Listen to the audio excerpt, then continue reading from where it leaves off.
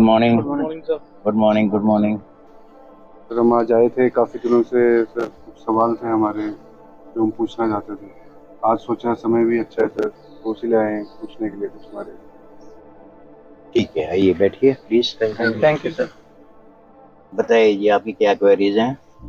Sir मैं समझना चाहता था कि ये रिहैबिलिटेशन सेंटर है क्या, जितने भी वेलनेस सेंटर है या रिहैबिलिटेशन सेंटर आप बोल लो, ये असल में है क्या सर? सर मेरा सवाल था कि जैसे रिहैबिलिटेशन सेंटर और जेल में क्या फ़र्क है।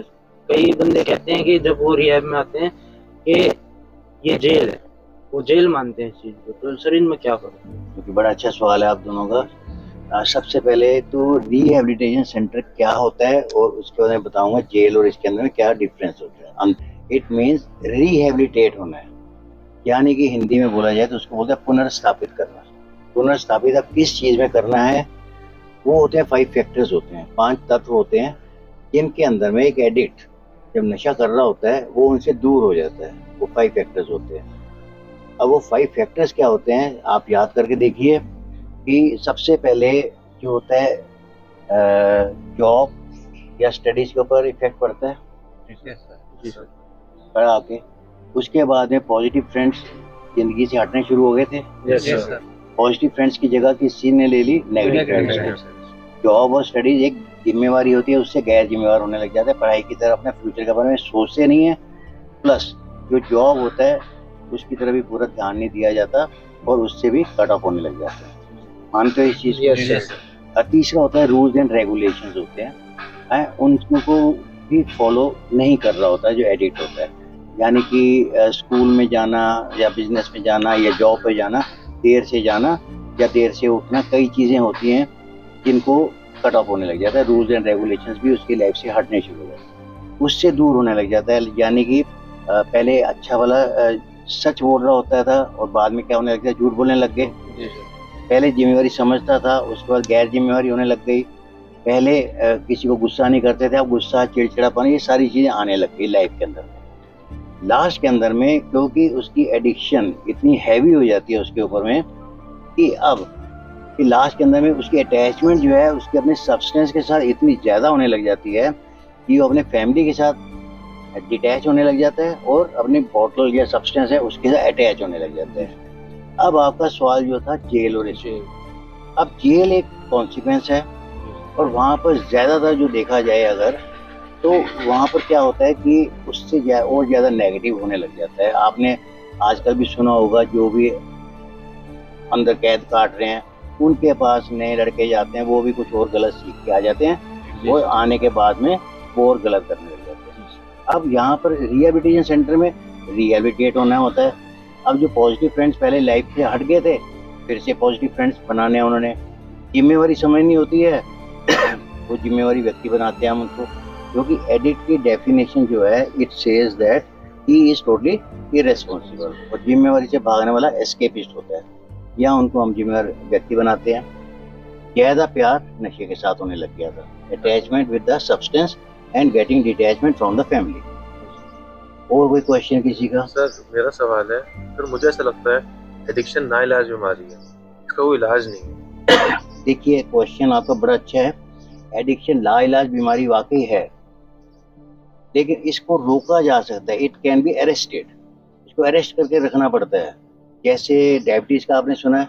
डायबिटीज भी लाइलाज बीमारी है, लेकिन उसका परहेज बताता है डॉक्टर कि ये परहेज करने होते हैं तो आप उससे दूर रह सकते हैं। तो इसी तरीके से जब बच्चा यहाँ पर, आप लोग यहाँ पर आते हैं, हम उसको आपको सिखाते हैं कि इससे दूर कैसे रहना है अपने सब्सटेंस एब्यूज से। परहेज बताते हैं। परहेज क्या हो जाते हैं यहाँ पर में अपने बिहेवियर्स को चेक सिस्टम में रखना होता है, और बिहेवियर को चेक सिस्टम में रखने के लिए अपनी फीलिंग्स जगानी है एंड थिंकिंग को चेंज करना होता है। सर मेरा एक क्वेश्चन है जी। जैसे रिहैब को लोग काफी गलत मानते हैं, तो ये रिहैब सेंटर्स जो होते हैं ये सिर्फ एक नशेबाज के लिए होते हैं या एक नॉर्मल इंसान के लिए भी होते हैं? ये नॉर्मल इंसान के लिए भी है। अब देखिए नशेबाज बनने से पहले अब हमारे पास कुछ पेशेंट ऐसे भी हैं जो नशा नहीं करते यार, वो इसलिए क्योंकि उनके बिहेवियर खराब हो गए। जो बचपन में एक एडिक्ट पर्सनैलिटी बनती है। फॉर एग्जाम्पल एक नॉर्मल इंसान 18-20 साल के अंदर में एज के अंदर में नशा उठाता है, राइट? उससे पहले जो 18 साल मान के चलें अभी हम, 18 साल की एज है उसकी, और माइनस करेंगे 5 साल तो एज कितनी आ गई, 13-14 साल। तो अगर हम कैलकुलेट करके देखें 13-14 साल की एज के अंदर में उसके बिहेवियर्स नेगेटिव होने लग गए थे। लाइक गुस्सा करना, चोरी करनी शुरू कर देता है, जिद करनी शुरू कर देता है, ऐसे कुछ बिहेवियर, और स्कूल से बंक मारना भी शुरू कर दिया। ये सारे बिहेवियर्स हैं।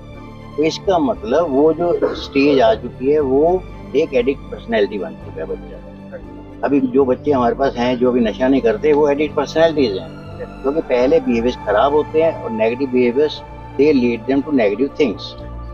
अभी जैसे आपने बताया ये एडिक्शन के बारे में, नॉर्मल इंसान भी आता है सर, तो सर अपार्ट फ्रॉम जो ड्रग्स है और अल्कोहल है, इसके अलावा भी सर एडिक्शन किस किस चीज़ की सर हो सकती है? एडिक्शन किसी चीज़ की भी होती है। एडिक्शन बेसिकली होता क्या है, एडिक्शन के अंदर में एक एडिक्ट पर्सनैलिटी, उसके बिहेवियर्स होते हैं, बिहेवियर्स होते हैं। आप याद करोगे जो भी आप नशा कर रहे थे उसके चलते ना नहाने का टाइम, नहाया नहीं कई दिनों तक, इररिस्पॉन्सिबिलिटी होती हैं। तो आजकल जो चल रहा है सबसे गंदा एडिक्शन जो चल रहा है वो फ़ोन का है। अभी फ़ोन के अंदर में इसकी भी एडिक्शन है। मैं बुक्स की एडिक्शन भी आपको दिखा सकता हूँ, बुक्स की एडिक्शन भी है, लेकिन हर एडिक्शन के पीछे में बिहेवियर सेम आते हैं। अब फ़ोन की एडिक्शन है, फ़ोन के अंदर में बच्चा जब फंस जाता है, स्टार्टिंग में अंदर वो चैटिंग कर रहा है किसी के साथ में, कोई गर्लफ्रेंड होगी, कुछ भी होगी, चैटिंग के बाद जब वो फ़ोन पे लगा रहता है उसका अचानक ध्यान चला जाता है गेमिंग के अंदर में, जो भी गेम्स ऐप्स होती हैं। जी सर, ये this is a progressive disease. Addiction जो भी है ये प्रोग्रेसिव डिजीज है, आगे प्रोग्रेस कर जाती है। बच्चे ने स्टार्ट किया किस चीज़ से, चैटिंग से, राइट। उसके बाद में आ गया गेमिंग में, गेमिंग के बाद में आता है गैम्बलिंग के अंदर में। जब गैम्बलिंग के अंदर में आ जाता है तो गैम्बलिंग बड़ी खतरनाक डिजीज आ रही है। आजकल जो सट्टा वट्टा चल रहा है, आपने बोला ना, अपार्ट फ्रॉम दिस ये चीज़ें हैं। तो मेरा एक सवाल है जी, जैसे आज के दिन पूरे इंडिया में सेंटर खुले हुए हैं, रिहैबिलिटेशन सेंटर, और उन सेंटरों में और आपके सेंटर में क्या फ़र्क है, ऐसा क्या अंतर है कि आपके सक्सेस रेट भी इतने जा रहे हैं, 90 से 95% आपके सक्सेस रेट है, तो उसमें क्या चीज़ है जो आप करते हैं? देखिए इसका मतलब आपने पहले भी कई रिहैब्स में रह चुके हैं। जी सर। यहाँ पर आने के बाद में आपको खुद ही यहाँ पे फ़र्क दिख रहा होगा। हम एक फीलिंग से ज़्यादा काम करते हैं। सबसे पहले बच्चे की काउंसलिंग तो करते ही हैं, और वो हमारा होता है कि group counselling and individual counselling. Group counselling में जो भी स्टाफ आते हैं यहाँ पर, काउंसलर आते हैं, क्लासेस ले रहे हैं, एंड इंडिविजुअल काउंसलिंग 1-to-1 जो होती है वो रेगुलर बेसिस पर आप लोगों की भी होती है, जो होती है कि नहीं, साथ में आप लोगों की फैमिली की भी होती है। उसके बाद में आप लोगों का हमारा सक्सेस रेट इसलिए हाई होता है कि यहाँ से बच्चा जब चला जाता है, सिर्फ वही हमारा ट्रीटमेंट ख़त्म नहीं हो गया बच्चे के साथ में, या एक रिलेशन ख़त्म नहीं हुआ बच्चे के साथ में, उसके साथ में उसका फ्यूचर प्लान भी हम बना के देते हैं कि यहाँ से जाने के बाद में हम, देखो ना, मान लीजिए आपने कुछ बोला कि जाने के बाद आपने कुछ काम करना है, बिजनेस करना है, स्टडीज करनी, वॉटएवर, आपके परिवार वाले चाह रहे हैं कि हम ये चाह रहे हैं पैसा कराना, लेकिन क्योंकि आप लोग हमारे 24 घंटे हमारी सुपरविजन में होते हैं, हम आपको स्टडी करते रहते हैं, फिर हम अपनी राय देते हैं। मे भी आपका कहना मान जाए, मे भी परिवार का, नहीं तो दोनों का नाम मान के हमको अपनी राय दे देते हैं कि बच्चे के साथ ऐसा ऐसा किया जाएगा, तो एक डेफिनेटली एक रिजल्ट आता है। वो परिवार का सरेंडर हो जाता है। सबसे पहले बच्चे का सरेंडर चाहिए होता है, वो एक्सेप्ट करता है। यहाँ पर मैं उसको समय जरूर लग जाता है एक्सेप्ट करने के लिए कि नशा करते करते मेरे लाइफ के अंदर में अनमैनेजेबिलिटी आ चुकी थी। वो जब एक्सेप्ट करता है, that is the first step towards recovery. Acceptance लाते हैं, फिर परिवार का सरेंडर हो जाता है। परिवार भी कहता है कि हाँ जी बच्चे के साथ ऐसा ऐसा करिए, क्योंकि बच्चे ने इतना ज़्यादा उसके रॉक बॉटम आने लग गए थे गिराव पे। इसीलिए हम मेहनत करते हैं बच्चे के साथ। ये बाकी रिहैब्स की तरह नहीं है।